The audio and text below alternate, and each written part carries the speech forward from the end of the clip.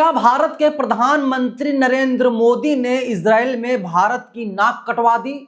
जो खबर सामने आ रही है वो खबर बेहद चौंकाने वाली है। पुलिस ही पुलिस को गिरफ्तार क्यों कर रही है, ये अपने आप में बहुत बड़ा सवाल बनता जा रहा है। उमाशंकर सिंह के ठिकानों पर छापेमारी की गई और बताया जा रहा है कि दिल्ली दरबार से आदेश आया था, इसीलिए उमाशंकर सिंह को परेशान किया जा रहा है। जय भीम, मैं हूं नवीन कुमार नंदन और आप देख रहे हैं बाम सेफ न्यूज। सबसे पहले मैं नरेंद्र मोदी का जिक्र करूंगा। दरअसल हुआ क्या कि रणवीर सिंह कहते हैं कि इजराइल की संसद में विरोध प्रदर्शन, इजरायली संसद में जैसे ही मोदी का नाम पुकारा गया वहां के अपोजिशन ने बाइकआउट कर दिया। पूरा विपक्ष अपनी कुर्सी से उठा और संसद से बाहर चला गया। और इसके पीछे जो वजह सामने आई है, दरअसल ये विरोध इजराइल के प्रधानमंत्री बेंजामिन नेतन्याहू का था। उन्होंने सुप्रीम कोर्ट के प्रेसिडेंट को नहीं बुलाया। तो आप सोचिए कि नरेंद्र मोदी को लेकर के किस प्रकार से अब लगातार ट्विटर पर लिखा जा रहा है, लेकिन इसकी हकीकत भी सामने आ गई है। न्यूज़ 24 का दावा है कि इजराइल के जो अपोजिशन के नेता हैं उनका बयान आया। उन्होंने कहा कि हमारा वॉकआउट प्रधानमंत्री मोदी की वजह से नहीं हुआ। असली खबर क्या है अभी तक खुल करके सामने नहीं आ पाई, लेकिन सोशल मीडिया पर लगातार ये चर्चा चल रही है। और दूसरी सबसे बड़ी खबर मैं आपको दिखाने जा रहा हूं। सचिन गुप्ता ने इसको ट्वीट किया है कि उत्तर प्रदेश के गाजियाबाद में हिंदू नेता सत्यम पंडित ने मीट शॉप बंद करवा दी। धमकी दी कि मंगलवार के दिन शॉप खुलनी नहीं चाहिए। तर्क दिया कि सड़क के उस पार हनुमान मंदिर है, चलिए हनुमान मंदिर है इसलिए मीट की दुकान को बंद कर दो। और मैं समझ सकता हूं कि ये जो मीट शॉप के मालिक हैं मुस्लिम हैं, इसीलिए इनको परेशान किया जा रहा है। अब मैं आप लोगों से सवाल कर रहा हूं, आप लोग जरा बताइए मुझे, ये जो तमाम मल्टीनेशनल कंपनियों के स्टोर्स खुले हुए हैं, इनको ये लोग क्यों नहीं बंद करवाते हैं? इन लोगों के बूते में इतना दम नहीं है कि ये लोग जा करके KFC की दुकानों को बंद करवा सकें, लेकिन इनको सिर्फ और सिर्फ गरीबों को परेशान करना है, खासकर मुसलमानों को। जाओ KFC के बाहर आंदोलन करो, बंद करवाने की कोशिश करो, देखो पुलिस ना लठ बजा दे फिर कहना क्या। और हवाला देते हैं हनुमान मंदिर है। ऐसे दिल्ली के एक नए नवेले विधायक जी थे, उनका भी इस प्रकार से बयान आता रहता था, जाते थे मुसलमानों को परेशान करते थे। तमाम वीडियोज वायरल हुए, किरकिरी हुई और इसके बाद सरकार से ये आदेश आया कि आप इस प्रकार से परेशान नहीं कर सकते, क्योंकि सिर्फ भारत ही नहीं बल्कि पूरी दुनिया में दिल्ली की बेइज्जती हो रही है, भारी किरकिरी हो रही है। और अब आपके सामने जो खबर मैं रखने जा रहा हूं, आप लोग जानते हैं कि इंडियन यूथ कांग्रेस के जो तमाम कार्यकर्ताओं ने आंदोलन किया था भारत मंडपम में जाकर के, दिल्ली की पुलिस अब सरकार के कहने पर लगातार इंडियन यूथ कांग्रेस के उन तमाम कार्यकर्ताओं को गिरफ्तार करने का काम कर रही है जिन लोगों ने टी-शर्ट निकाल करके आंदोलन किया था। मतलब सरकार एक आंदोलन से इतना डर गई। AI समिट भारत में हुआ, क्या फायदा क्या नुकसान किसी को पता नहीं, लेकिन सबसे ज्यादा जग हंसाई जिसने की है उसके ऊपर कोई कार्रवाई नहीं। उसने माफी मांग लिया, उसे माफ कर दिया गया। वो है गलगोटिया विश्वविद्यालय, चाइना से कुत्ता खरीदता है रोबोडॉग, और इसके बाद जो है कहता है कि कुत्ता हमने डेवलप किया है, इस कुत्ते का निर्माण हमने किया है।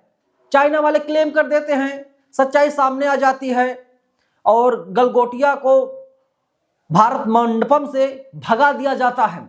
लेकिन अभी तक गलगोटिया विश्वविद्यालय के मालिक की गिरफ्तारी नहीं हुई, ना ही उसे जेल भेजा गया, ना ही गलगोटिया विश्वविद्यालय की मान्यता रद्द हुई। उत्तर प्रदेश विधानसभा में भी इस चीज को लेकर के सवाल उठाया गया, मान्यता रद्द होनी चाहिए, लेकिन सरकार कोई कार्रवाई नहीं कर रही है।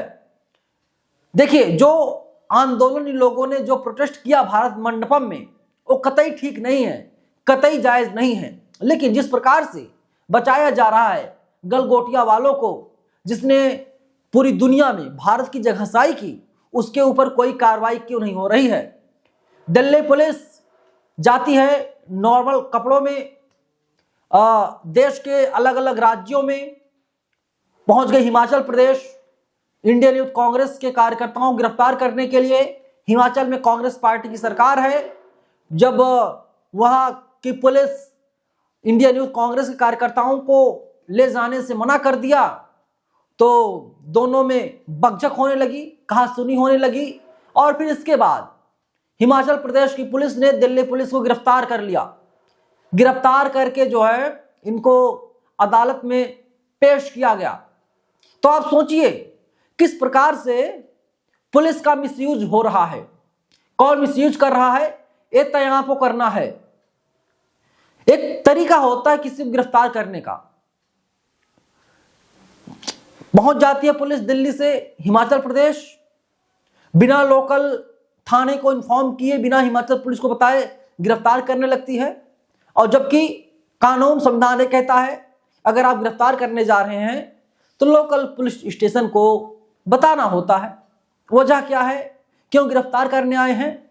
और अगर मान लीजिए गलती से जिसको आप गिरफ्तार करने गए हैं उसकी संख्या ज्यादा है, वे लोग बलशाली हैं, और जो दूसरे राज्य की पुलिस गई है, दिल्ली पुलिस गई हुई है, मान लीजिए ये लोग 10, 20, 50 की संख्या में गए हुए हैं, क्योंकि ये लोग गाड़ी जाएंगे ना, बस से जाएंगे गिरफ्तार करने के लिए।